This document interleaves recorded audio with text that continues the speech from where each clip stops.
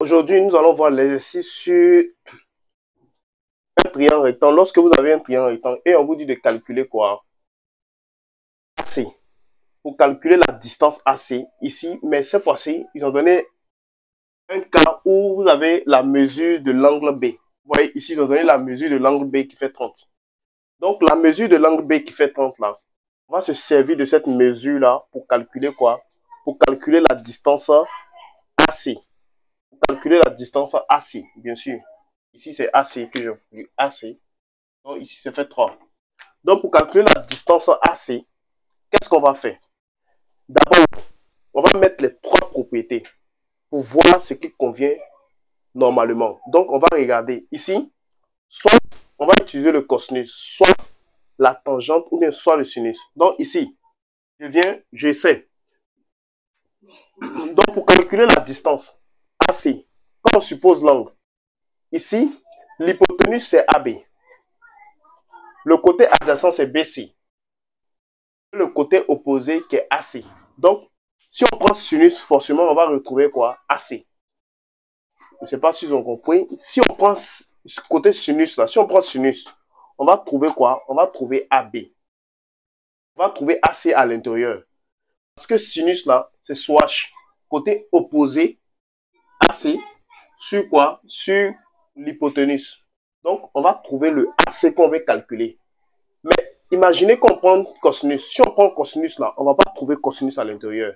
Parce que cosinus est égal à quoi? Côté adjacent. Donc, ça fait BC sur quoi? Sur AB. Or, quand vous faites BC sur AB, il n'y a pas la distance AC dedans. Voilà. Donc, on est obligé d'utiliser quoi? Soit cosinus, plutôt soit sinus, ou bien tangente. La tangente. Donc, ici, je viens tout simplement, je calcule. Donc, je viens ici, je fais sin, sinus, je prends sinus. Sinus de l'angle B. Je viens sinus de l'angle B. Quand je fais sinus de l'angle B, on sait que sinus est égal à quoi? La plus grande, l'opposé, côté opposé, AC. AC sur quoi? Sur AB. Donc, AC sur AB. Voilà. Après avoir fait ça, donc, j'ai mis la formule. Je vais remplacer tous les autres par leur valeur. Je cherche à calculer AC. Voici AC qui est en haut. Donc, tous les autres là, je vais les remplacer par leur valeur. D'abord, sin de l'angle B. L'angle B, on connaît l'angle B qui fait 30. Donc, je remplace B là par 30. Donc, B fait 30 degrés comme ça. Et je remplace les autres aussi par leur valeur. Mais AC là, on ne connaît pas AC. C'est AC qu'on cherche à calculer. Donc, je remplace AB par sa valeur. AB fait combien? AB fait 3. Donc, ici, on fait le produit en 3. Et tout simplement, on va supposer un sous-bas de fraction ici. Quand on suppose un sous-bas de fraction, on fait ça fois ça. Et puis ça fois ça. Donc, je fais sin. Je fais sin de l'angle. Comme ça, je viens ici. Sin de l'angle. 30 degrés fois 3 égale à AC. Égale à 1 fois AC. 1 fois AC donne quoi? Donne AC. Il reste toujours AC. Comme ça. Donc maintenant, AC est seul.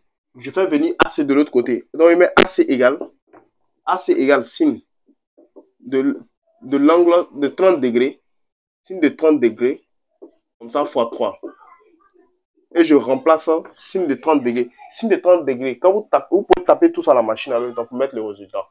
Mais sin de 30 degrés là, on trouve un résultat. Donc il y a eu une petite erreur au niveau de l'angle.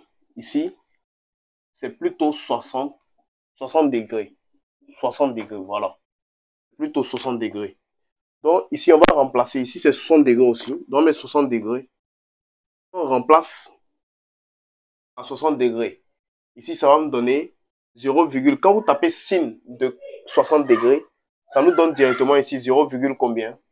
0,866. Et 866, on multiplie par 3. On va multiplier par 3. Quand on multiplie par 3, ça nous donne directement AC. Donc, résultat, dernier résultat, AC va être égal à quoi? AC va être égal à 2,598. Voilà.